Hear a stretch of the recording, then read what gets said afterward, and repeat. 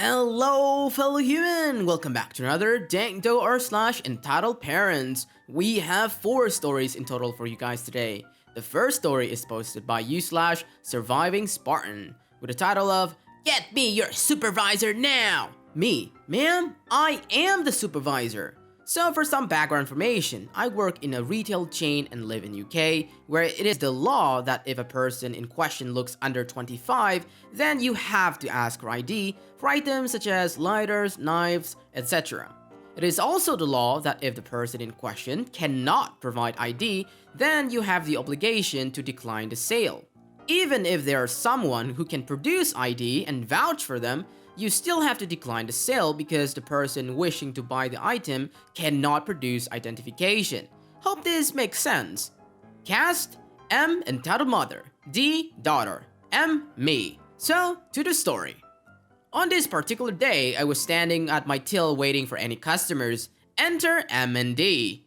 M put all her shopping onto the till and I began scanning. She was pleasant enough and her transaction went by smoothly. Having paid for her items, D proceeded to put her items onto the till. She had a dog toy and spray paint. Now in UK, you have to be 18 to purchase spray paint. Don't ask me why, cause I have no clue. So I scanned through the spray paint and the computer screen turned to red. It informed me that I needed to make sure that the person in question was of age to purchase this. D looked young. I reckon she was 18, but because she looked under 25, I still had to ask her for proof of age. Also, the CCTV is watched over when it comes to items being purchased with age restrictions. Someone is paid to watch over these sales to make sure that I'm following procedure, and I'm not letting anyone underage purchase such items. If I'm found to have sold such items to a minor, I could be looking at being fired and criminal persecution. With this in mind, I said the following. M. Sorry ma'am, this item is age restricted. Do you have any proof of age on you? The daughter looks a bit startled, but looks through her purse and doesn't find anything. D. I don't have ID on me. I must have left it at home. I'm 18 though. Me. Sorry ma'am, I can't authorize the sale with ID. If you bring the ID with you next time, I would be more than happy to authorize the sale. The daughter shrugged and signed. D. Oh well, I'll come back another time. I'll just take the dog toy then. I was about to scan the dog toy through when M enters the conversation. M. You seriously need ID for spray paint? Me. Yeah, it's the law you have to be 18. M. But my daughter is 18. M. She may be 18, but I still have to ask for her ID because she looks under 25. M. But she's turning 19 in a week. Me. Again, ma'am, that may be the case, but without an ID, I cannot authorize the sale. M. That is ridiculous. Me. Sorry, ma'am, it's the law. D. Stop, mom, it's okay, I can come back tomorrow. M. We're not coming back tomorrow. At this point, suddenly M comes up with a genius solution to buy the spray paint and bypass the law. M. I'll buy the paint for her. I'm over 25, that means I'm lawfully allowed to buy it. Me. Unfortunately, you can't because I know you'll be buying it for her, and if I authorize that, it is still illegal. M. That is some BS. I want to buy spray paint. Me. Sorry ma'am, I can't authorize you buying the paint because I know you're buying it for your daughter. M. You don't know that I'm buying it for my daughter? Me. Yes ma'am, I do because you literally said 5 seconds ago you would buy it for her. M. So you're not lying to a customer. The daughter tries to drag him away. D. Mom, leave it. Me. Ma'am, I'm not lying to you. I'm telling you what you said and what the rules are. M. Well, I'm going to go to other cashier and buy it there. Me. That is fine ma'am, you can try that, but they will give you the same answers I'm giving you because I have to notify them of any customer trying to slip by the rules. The entitled mother, red in the face, managed to slip past her daughter and get up right to my face, press her finger into my chest and scream, M. Get me your supervisor now! I'm going to report you for lying! As she finished screaming, I wiped her spit off my face, calmly pointed to my name badge, and smiled, and in my best retail voice, and I said, Me. Hi, I'm the supervisor of this establishment. I hear you wish to make a complaint about one of our staff. How may I help you? Her face went from red to purple in a second. I genuinely thought she was about to hit me when her daughter stepped in. D. How much is it? Me. For the dog toy alone, that will be £3.99. The daughter paid me £5 and told me to keep the change. I smiled and in my retail voice said, Me. Thank you for shopping with us today. We hope to see you again soon. Have a great day. M. F you. And with that, she was forcibly lead out by her daughter. The next day, guess who comes in? The daughter alone with her ID. For all of you young shopper out there, 2 things. Please bring your ID with you. It's easier for everyone. If you have an aggressive parent, please refrain from bringing them with you. Have a great day. Smiley face. Well, it's weird that spray paint is classified as a dangerous item. Maybe there's some reasons to that. I don't think the UK is doing anything unnecessary. On to the second story, written by /throw in trash. Racist entitled mother thinks we should speak English in America because she thinks we're Native Americans. I'm 17 years old girl living in the United States. I'm also Maori descent. I spoke the beautiful Maori language up until grade school, where I was taught proper English. I'm fluent in both Maori and English, although I prefer to speak Maori because I'm proud of my history. I have a younger sister who is just 2 years younger than I, who we'll call Cora, which is not her real name, well, obviously. Important, Cora does not speak English well. She has a learning disability, and my mother decided to homeschool her. Cora can only speak basic sentences such as, Good morning, how are you? Please, sir, ma'am, you know, the like. This was long before this coronavirus stuff was going on. Cora and I are both fashionistas, and we like to have the latest American trends, makeup, that stuff. There's a mall in our city that Cora and I visit frequently. Cora gets nervous in public because imagine being a place full of strangers talking in some strange language that you do not understand. So to ease her worries, I like to converse in Maori with her. On this day, I was at the mall. My mother stayed at our home to tidy up. Cora and I were having general conversations in Maori. I thought nothing of it. No big deal. Just 2 Maori girls having a chat in their native language. Wrong. Here's Outcast, Cora, wonderful younger sister. LB, little boy, he's innocent in all this. M, our entitled, racist mother. Me, piece of Maori trash. RG, random guy, you are my hero. So LB, whom I guess overheard us talking, comes to me and asks, Wow, are you 2 Native Americans? So to some, Maori people may look a lot like Native Americans. Cora looks at me confused. Me, Kapatai tana kite mai tangata Maori na Maori.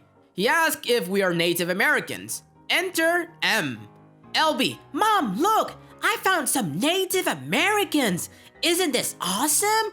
What is your name, Native American? M to me. What language were you speaking in? Me. Maori, ma'am. It is our native language. M. Yeah, I don't care the least. You need to stop speaking in Native American. This is future America. We speak English now. I wouldn't suppose you don't worship your stupid little bird gods too? My entire family is Catholic. Me, no ma'am, we're not Native Americans. Maori people are the people who are native to New Zealand actually. Cora shaking my shoulder. Kaya, I can't understand her. Have I done something wrong? Me, no my sister, you didn't do anything. This woman said we're Americans. My sister looked a little bit relieved, then lets out a chuckle. M, I said talk in English. We're in modern America, not Native American America. Me, ma'am, as I said before, we are native to New Zealand, not America. Please leave us be. My sister does not speak English well, and you're scaring her. M, then maybe your sister should get a brain and learn. Me, this pakeha, Maori slang for white pig, will make a fool of herself. We turned to leave, but she grabbed my shoulder and yanked me around. M, no, I demand you speak English. Just because you were here first doesn't mean you're here now. You should speak English. Me, release me, you racist tramp. This is America. We may speak whatever we want. M, leaning close. Listen here, girl. I'm literally 3 months away from being a legal adult. This is America. In America, we speak English. If you don't like it, then go back to your stupid little tribe. Enter RG, random guy. RG, lady, what the hell are you doing? These native Indians. I guess that is a slang for Native Americans? Because I have no Indian blood in me. Won't speak English. Tell them they can't speak English. This is America. RG, ma'am, did you forget that Native Americans were here first? That's where they get their name, Native Americans. They're native to this land, which means we basically took their culture from them. They have a right to speak whatever they want. M looks at us, stomps, then walks off mumbling obscenities with her embarrassed child in tow. I wave at LB as he leaves, and he waves back. My sister was clearly on the verge of tears. Me, I'm fine, sister. Don't let this stupidity get in your life. We had had enough and decided to check out and return home. By the way, had? The English language is strange to me. I told my mother this story, and she let out a huge laugh talking about how some people walk around with their head in the sky. It definitely isn't as crazy as the majority of these stories, but I thought I'd share. Why do people even lose their mind and be angry at others for just speaking anything other than their own language? I've been to New Zealand myself and experienced the Maori culture firsthand. Trust me, it's absolutely amazing. And I do apologize for not narrating the Maori language part because I'm unable to speak Maori language. On to the third story shared by u/Roseblood94. Your sister only turns 5 once. Well, I only turned 13 once. So my parents are not as bad as other parents, but with how many times stuff like this has happened, I think this story belongs here. I got in trouble for having a migraine on my own birthday. Let me explain how.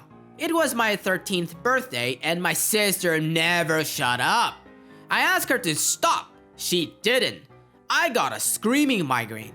4 days later, it's my sister's birthday.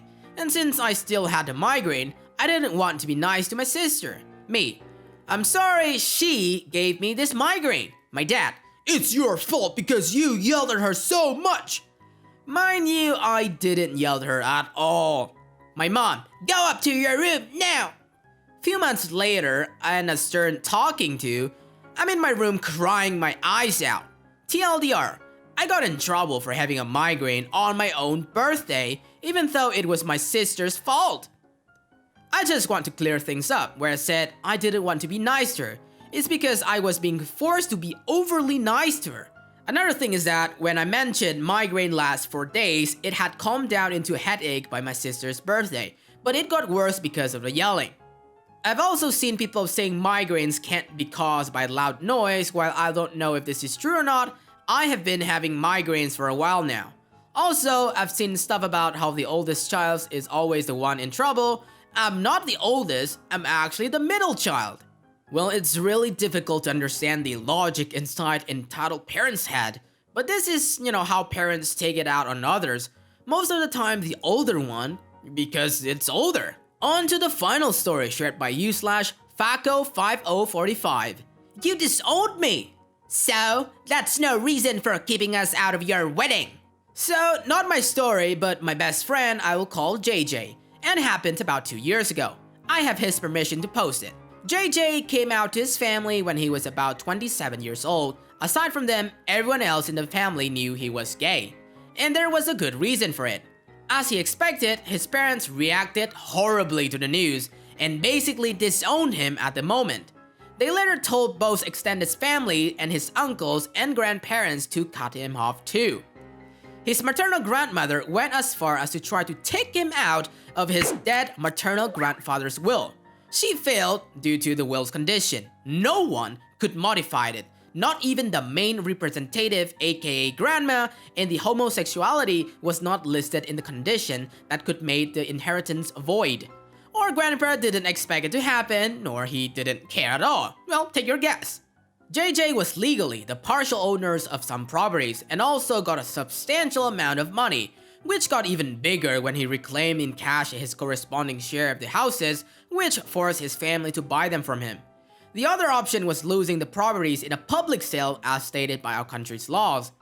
JJ didn't need the money actually. By this point, he was a moderately successful professional and lived in his own apartment, but he served any legal binding he had with his family that could become a problem in the future. He still kept a good relationship with his sister and most of his cousins, but even if they invited him to the family gatherings, he always declined. Fast forward 3 years, and JJ is getting married to his longtime boyfriend Sky, whose family was the polar opposite of JJ's.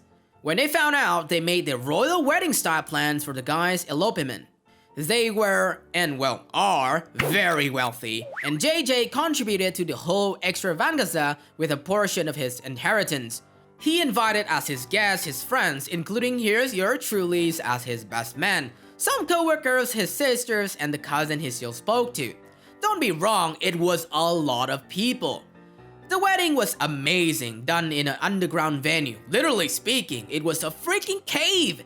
His sister took him to the altar, there was an orchestra playing, etc. Fairy tale style. And the after party, well, I can't remember half of it because I was so drunk, but it was from another world. They said go big or go home, and they went really big. But enough of the context, you came here for the juicy parts. JJ told the good cousins not to tell anything to his parents or other family members about the wedding because he didn't want any trouble. But obviously the next day, their social media accounts were full of pictures and the word spread out like fire. At first, it was small things. He started receiving calls from some of the aunts about why weren't they invited. The bad cousins complained via Facebook and other nuances. He just ignored them and blocked numbers and accounts he did not want or need to give any explanations when they had all made very clear their positions years prior. But one day, hell came directly to the door. His parents, P and M, his maternal grandma, MG, and his parental grandparents, PGS, all the heads of the families came to visit. How they found where he lived is still a mystery to him. Sky was working and JJ was alone in the house, so there was no one to help him against the Crook Squad. It's his name, not mine. I can't actually transcript because he didn't use exact words when he told me this, but it seems at first they tried to be gentle, asking how he could leave them out of such important event and directly affected the family. Dudes, really? And things like that. His mom even used the "you took away my chance of seeing my only male son marriage" argument. He pointed out that they were the ones that expelled him from the family, and they even hated everything gay. Half of that wedding was LGBT crowd, if you're wondering. They classified his exile as a misunderstanding. The bickering between the six continued for a long time until he got tired and asked what they wanted, as he could not redo the wedding. MG spilled the beans. "Ungrateful brat! At least compensate us for not inviting us to the wedding we paid for!" So that was the problem. MG and his parents were mad because he had used the family money on the ceremony. He told me they actually thought he paid for everything and had burned out all of the inheritance when it was more of a 30 to 40% of the deal, and Sky's family paid more, and JJ still had inheritance money and they wanted it back. They had brought the PGS with them as an additional emotional leverage. As I told you earlier, JJ had made sure that money had no legal bindings to his family anymore, but for some reason, they still believed it was theirs to a point and were mad that he had spent it. He confronted them and they threw away their facade. What came next was a serious fight in which both JJ and his father ended up hitting each other until a neighbor called the police. Charges were pressed on both sides, but in the end, the case was declared a tie? Don't ask me how that was possible because I don't know. And JJ was not forced to pay 1 cent. He was also able to ask for restraining orders against all of them. Till this day, JJ is still shaken about the event. He had prepared himself for years knowing that his family would hate him because of his sexuality, but he still remained some hope that in the far future they could mend things up. He lost that hope after they tried to emotionally scam him. TLDR, my friend's family cut him out of their lives and were mad he had used a share of his inheritance in his wedding without inviting them to it. They wanted him to give the money back, and his dad punched him after he refused. In case you're wondering, he and Sky are super happy right now, well, apart from the corona, but he sometimes remembers his parents and get the Monday blues. He will also probably get jealous I got my first platinum thanks to his life story. Damn! The whole Crook Squad family members ganged up on him and they tried to get some of his money and then beat him up and press charges on his own son. Like, holy crap, what kind of shameless family is this? That's it for today, fellow humans. Thanks for watching. Dank Doggo appreciates your time. If you enjoy our content and want to see more of us, stay tuned and subscribe. Don't forget to smash that like button and ring the bell, or Doggo will cry. Also, you can always tell us, your friendly neighborhood doggo, your experiences in the comment section. I'll catch up with you guys later in the next video.